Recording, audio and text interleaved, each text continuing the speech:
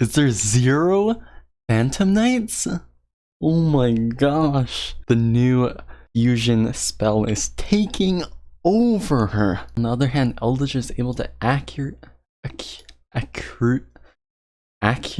we are going to be looking at the OCG metagame paradigm. This is going to be my reaction to the OCG metagame that I've never been a part of before, but I've just seen videos about the OCG meta. So here we go. We're going to look at the updated metagame after the OCG Banlist. And look at that. Is there 0 Phantom Knights? There's 0 Phantom Knights. Oh my gosh. Because they got hit so hard. Brave Token got hit. Torn Scales got hit. And even, oh my gosh, Fusion Destiny got hit. Got Bandit even. So here we go. We got Eldlich and we got Sky Striker as control. And then mid-range we got Floowandereeze, Salamangreat. And then we got the branded fusion deck and the Sword Soul. And combos, Tenyi, Bird Up. We got Virtual World and a Drytron. Look at this. The new fusion spell is taking over her. I wouldn't be surprised if this deck would be used in the TCG. So here we go. Let's look at the, not sure what this is. Doesn't show the deck lists. Interesting. This counters that, I guess. That counters this. Something like that. And then here, let's take a look at some of this. In combo versus control matchup, combo has the advantage as they would open up with threatening setup that could quickly overwhelm before control is able to stabilize. So, yep, that's basically like the water, fire, grass in Pokemon, if you've ever played Pokemon before. Once Brave Tenyi uses their only Mecha Phantom Beast Auroradon, so that means they only have probably this Link card and Crystron Helki Fibrax. They can set up another wave of big threats. I've never heard of this Brave Tenyi deck before. On the other hand, Eldlich is able to I don't know what that word is. Card advantage through the graveyard. Is this supposed to be acquire? I don't know. They can get card advantage through graveyard effects, Elixir, and Golden Land. As such, Brave Tenyi is the initiator of this matchup and will be actively making plays to overwhelm Eldlich. Okay, so they're basically saying examples of how this came up to be. So Tempo, I have no idea what this is. There's a whole bunch of Sangans and stuff. Common misunderstanding is because the Yugioh OCG has no mana cost, so there's no Tempo in the game. I have never heard of the term Tempo before. The concept Tempo in card games actually originates from chess. If your opponent takes 4 moves to checkmate and you'll take only 3 moves to check them, then you have the Tempo advantage. As such, Tempo can also be viewed as turns. Okay, leave a comment down below. Have you ever heard of the term Tempo? I've never seen it, nor heard it, ever. Not even from chess.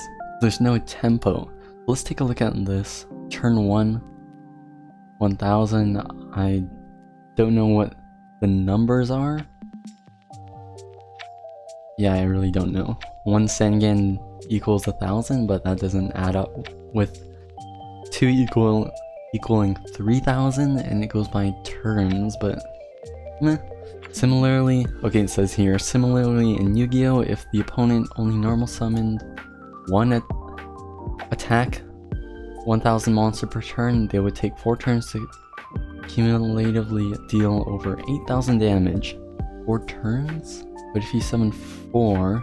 Oh, I see what they mean. So turn 1, you attack for 1000, turn 2, you summon, second one, attack for 1000, attack for 1000, then that's 3000 from these first 2 turns, and then so on. Summon another one, already took 3000, and this turn they take another 3000, 6000. Okay, this is what that is. Don't know if that's very relevant in Yu-Gi-Oh, but I don't know, in modern Yu-Gi-Oh, OCG Tempo can be seen as seen in card effects Sky Striker Ace Shizuku and Molten Roll, and generates resources during the end phase. These resources can be utilized during the next turn, resulting in Sky Striker being a slow deck when coming to achieving its win condition. Basically, because it's the end phase, that's after the battle phase, so you have to wait for your next turn, which is why they're saying it's a slow deck. And then when it comes to achieving, when Sky Striker goes up against a mid-range deck, there's almost no need to play the fast tempo and unnecessary risk. By playing the proper slow grind game, Sky Striker would usually come out ahead in card advantage during the late game, leading to a comfortable win. Though, against a mid-range deck, and what do they say Sky Striker is? It's not a mid-range deck, it's a control deck. Yep, control beats mid-ranged. So conclusion, the OCG metagame paradigm is a simplification and not an absolute. The foremost purpose is to identify roles of each deck and play their strengths during the matchup. For your own games, and while watching streams or videos and tournaments, trying to identify roles of each deck and evaluate whether the players are playing at the correct tempo that corresponds to their roles.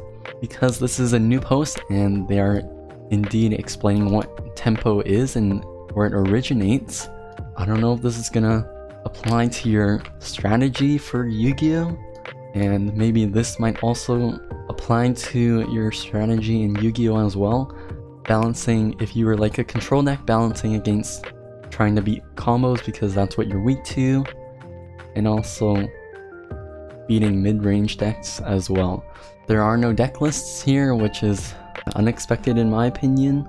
Branded Despia never touched the deck, but I have seen what the fusion spell does, and it's pretty nuts from the combos I've seen in videos.